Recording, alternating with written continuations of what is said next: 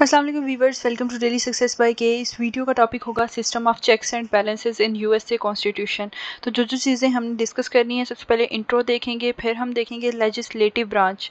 देखो, अब हमने तीनों ब्रांचेस को देखना है। जिस तरह से ये है कि गवर्नमेंट की 3 ब्रांचेस आ गई हैं, लेजिस्लेटिव, एग्जेक्टिव और जुडिशरी। जब हम एग्जेक्टिव को पढ़ रहे होंगे तो हम एग्जेक्टिव का रोल देखेंगे कि किस तरह से उसको पावर आ जाती है एग्जेक्टिव के ऊपर और जुडिशरी के ऊपर। जब हम एग्जेक्टिव को देख रहे होंगे, फिर हम देखेंगे किस तरह से उसको लेजिस्लेटिव के ऊपर और किस तरह से उसको जुडिशरी के ऊपर पावर हासिल है। फिर उसके बाद जब हम जुडिशरी को डिस्कस कर रहे होंगे, फिर हम जुडिशरी में इन तीनों का एग्जेक्टिव और लेजिस्लेटिव के ऊपर क्या रोल है, हम उस चीज़ को डिस्कस करेंगे। सही है, ये सारी चीज़ें हमने इसके अंदर आज डिस्कस करनी है। Then at the end conclusion होगा।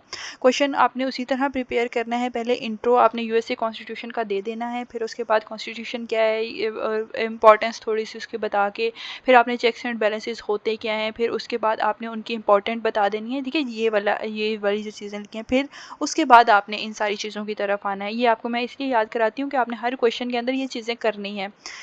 System of check and balances का मतलब ये है कि यूएसए कॉन्स्टिट्यूशन के अंदर कुछ सेट ऑफ रूल्स हैं जो इस चीज़ की यकीन दहानी कराते हैं कि कोई भी एक सिंगल पार्ट इतना पावरफुल नहीं है कि वो अब्यूज़ ऑफ पावर कर सके।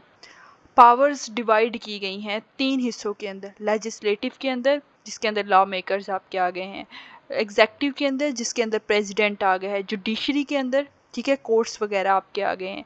चेक्स एंड बैलेंसेस का मकसद ये होता है कि हर चीज़ फ्री और फेयर रहे, कोई आपने अब्यूज़ न कर सके पावर को। ठीक है, ये डेफिनेशन और पर्पस है। ठीक है, इंश्योर करना कि कोई एक सिंगल ब्रांच इतनी पावरफुल ना हो जाए कि वो दूसरी की पावर को एक्सप्लॉइट कर सके, और ताकि एक बैलेंस क्रिएट रहे लेजिस्लेटिव के अंदर, एग्जेक्टिव के अंदर और जुडिशियल ब्रांच के अंदर। ठीक है, अब हम सबसे पहले देखने जा रहे हैं लेजिस्लेटिव को क्या पावर हासिल है एग्जेक्टिव के ऊपर और जुडिशरी के ऊपर। अगर कोई एक लेजिस्लेटिव लॉ मेकिंग अथॉरिटी है, कोई एक उन्होंने कोई कानून बनाया है, फॉर एग्जांपल कांग्रेस ने ये एक कानून बनाया है, तो प्रेसिडेंट के पास जब ये कानून जाएगा वेरिफिकेशन के लिए कि आप इसको लॉ बना दें, तो वो इसको वीटो कर देता है।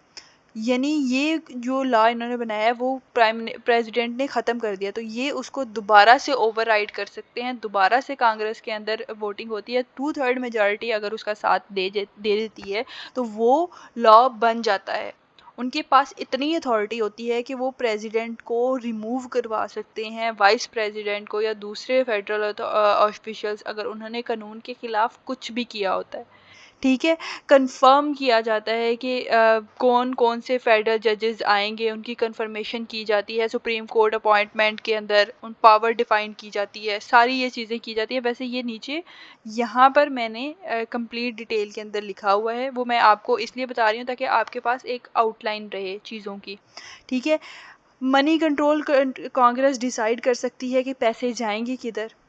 ठीक है, और किस तरह से उनके ऊपर स्पेंडिंग होगी, ये सारी चीज़ें आपकी आ जाती हैं। एग्जेक्टिव को लेजिस्लेटिव को एग्जेक्टिव के ऊपर क्या है। अब हम देखेंगे लेजिस्लेटिव को जुडिशरी के ऊपर क्या है। जजेस को चूज़ कर सकते हैं, कोर्ट के लॉज सेट कर सकते हैं, लॉज ऑलरेडी अगर कोई है तो उसको चेंज कर सकते हैं। ठीक है, नेक्स्ट आपके पास आ जाता है एग्जेक्टिव ब्रांच। अब हमने एग्जेक्टिव ब्रांच का लेजिस्लेटिव ब्रांच के ऊपर क्या रोल है और जुडिशरी ब्रांच के ऊपर क्या पावर है उसको देखेंगे।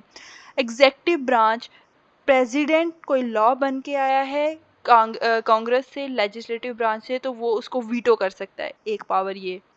अगर कांग्रेस के कोई इजलास बुलाना है उसको बुला सकता है, कोई लॉ सजेस्ट कर रहे हैं तो वो कर सकता है, ये लेजिस्लेटिव के ऊपर उसका रोल है। अगर जुडिशरी की हम बात करें तो जजेस, कौन जज होगा चूज़ करना उनके दरमियान, वो एग्जेक्टिव ब्रांच करेगी।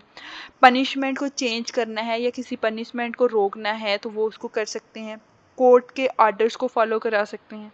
ठीक है, मस्ट डू यानी जो एग्जेक्टिव है उनको जो कोर्ट के आर्डर्स आए होते हैं वो मानना पड़ते हैं। ठीक है, अब आपके पास आ जाता है judicial branch checks over the judiciary. अगर हम देखें तो लॉज को रिव्यू किया जा सकता है, वो उनको एक्सप्लेन कर सकते हैं। ऑलरेडी अगर कोई लॉज हैं तो उनको स्टॉप कर सकते हैं। जुडिशरी के पास लेजिस्लेटिव के लिहाज से ये पावर है। एग्जेक्टिव के लिहाज से ये पावर होगी कि court can say if what the president does, court देखेगा, ऑर्डर्स रिव्यू करेगा कि जो हमारा प्रेसिडेंट है वो लॉज को फॉलो कर रहा है या नहीं कर रहा। Courts can order the president और the leader to follow their decision. उनके डिसीजंस मानना पड़ते हैं, जो बाकी ब्रांचेस हैं लेजिस्लेटिव उनको मानना पड़ते हैं जुडिशियल के जो भी फैसले होते हैं। Making sure orders are followed, courts can make sure their orders are followed, making sure everyone in the government follows the law. Court के पास ये पावर होती है कि वो देखेंगे कि उनके जो डिसीजंस हैं उनको फॉलो किया जा रहा है कि नहीं किया जा रहा, और इस चीज़ को यकीन दहानी कराएंगे कि गवर्नमेंट लॉज के अकॉर्डिंगली चल रही है। ठीक है, ये फिर उसके बाद एप्लीकेशन और इफेक्टिवनेस यही है कि आप पावर की जो वल्गर यूज़ है, अब्यूसमेंट ऑफ पावर है, उसको रोक सकते हो।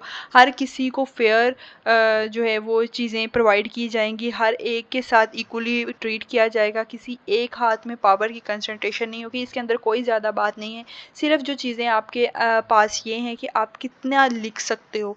हेडिंग्स देख लेना, बाकी लिखना आपने खुद है। अपने ये नोट्स भी पढ़ सकते हैं आप, कोई और नोट्स भी जो है वो उसको कंसल्ट कर सकते हैं। जो आपको इस चीज़ का कॉन्सेप्ट था वो मैंने दे दिया है।